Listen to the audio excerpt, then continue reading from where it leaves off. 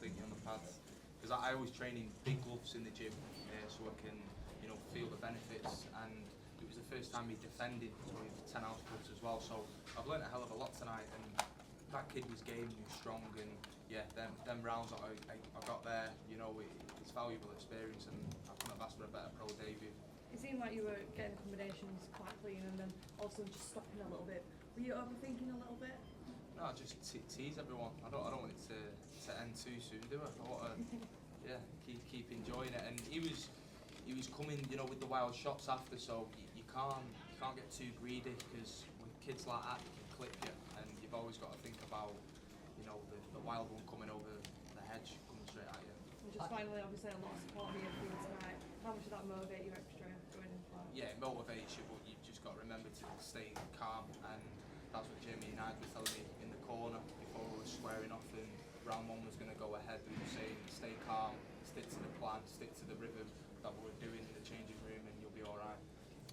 Pat, how surprised were you that your opponent kept coming forward, because the combinations you were landing were absolutely violent? Well, Sam, he sent me a few videos of him, and Sam was saying this guy, you know, he comes forward a lot, and I was expecting that. I knew he was going to come and give me a go, and yeah, he surprised me, but you know, he was giving me a rest as well, because when I did hit him, he would back off a little bit, and boxing's a game of, you know, inches, so them little tiny little gaps that he was pushing back, I was getting a little bit of a breather and controlling the pace. You were very composed in the early stages, coming out to it. You looked nice and calm, business-like when you walked through. Business started picking up in the second and third round, wasn't it? Was that a case of getting carried away by the atmosphere? Was it retaliating to what he did? How come you like got carried away and got involved so much in later rounds? Well, it's only 6 rounds, and I started off slow because that's the way I fight anyway, but he actually brought it to me.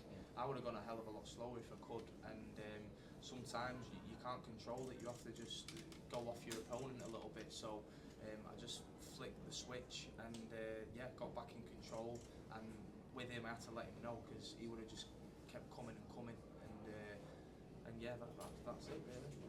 Eddie, just talk about that atmosphere in there. It's very rare you see that sort of atmosphere for a pro debut, and just how far you think Pat's going to go in the sport in the next few years. You know, obviously the attraction with Pat was, we knew, it's very difficult because people can talk about a following, and we knew he had a following in the amateurs, but you never really know how big it's going to be till you turn pro. But if he had no following, I would have still made a massive play to sign him. But obviously, when you've got that ability and you've got the following as well, you know, it's a great story, it's a great look. People are tuning in tonight, not just watching the performance, but the atmosphere, going, what the fuck's going on here?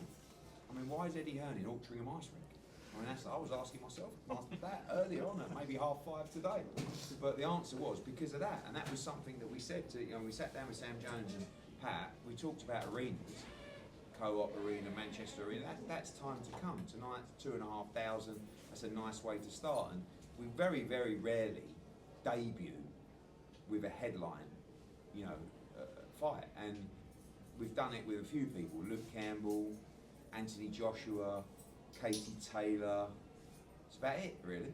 And we put Pat in the same kind of level of those kind of guys in terms of the potential that he has.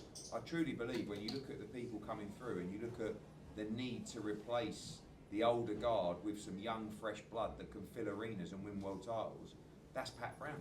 And tonight you saw a small glimpse of it, but against a decent opponent, you know, a guy that can actually compete. I think he would compete with British champions in that weight class. I'm not saying he'd beat them, but he would give them decent fights. And that was a pro debut, and a lot of people like to just give you walkovers. There's no benefit to that.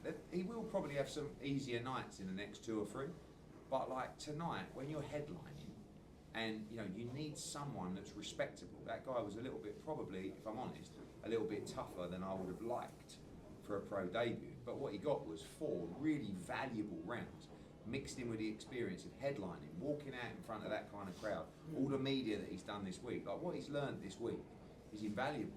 So, you know, and he's a good man, you know, loyal, man of the people, great work ethic, and that's all he's got to do, just keep his nut down and keep grafting with Jamie, and we'll take care of the rest. How quick do you want to accelerate him over the next few years? All down to Jamie. I mean, if looking at tonight and looking at the plan, I would say we fight in June, and then we have 3 more before the end of 2025. Once we're 5-0, 6-0, I truly believe he should be in 10-round contests, fighting for English and British title eliminators and so forth. But that is to be seen. But when you look at the amateur pedigree and what we saw tonight, this is a guy that's going to be a fucking disaster for people over 10 and 12 rounds. Because we know that in the amateurs, that was one of the problems, you know, in the Olympics and stuff like that. This doesn't start slow, he just don't start fast. And he gets into the fight and he becomes more and more of a problem. And over 10 or 12 rounds, with his engine and the way he fights, it's going to be a nightmare for people. Jamie, can I just ask, from your perspective, your sort of critical review of the performance tonight, and during the week as well? I don't really have much criticism around it, to be No, I honest. mean Yeah, in a good light, I thought that in the second round, he sort of, by trying to nudge him, he allowed himself to take gloves more on the arm and he caught on the arms and gloves more, but in doing that, he ends up putting himself in a position where he can let his own hands go, and that's a dangerous prospect for anyone. So, and I suppose you're damned if you do, damned if you don't. If it had been on the back foot dancing around and making it sort of less exciting spectacle, then we get criticised for that, and then you'll get the person going. He got clipped a few too many times. But the vast majority of people, I'm assuming, are going to go, Jesus Christ, that was exciting. And that's what we expect of somebody who's been to the level he was in the amateurs and the type of style he's got.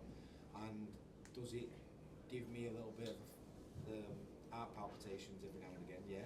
But I'd rather that than having to crack the whip. You know, I mean, Cameron Bond tonight, he struggled a little bit early on, and I had to crack the whip with him, and fair play, he responded to it. But the problem I'm going to have with Pat is reining him in a little bit, you know what I mean? But it's a good problem to have. Pat, do you think, I mean, the way Eddie's just spoken about you, that, you know, with all due respect to what happened in the ring, the big learning thing for you during the week has almost been outside of the ring? Definitely, yeah. I remember, squaring off with my opponent in the hotel, and then all of a sudden you're doing media straight away after, and then you're squaring off again.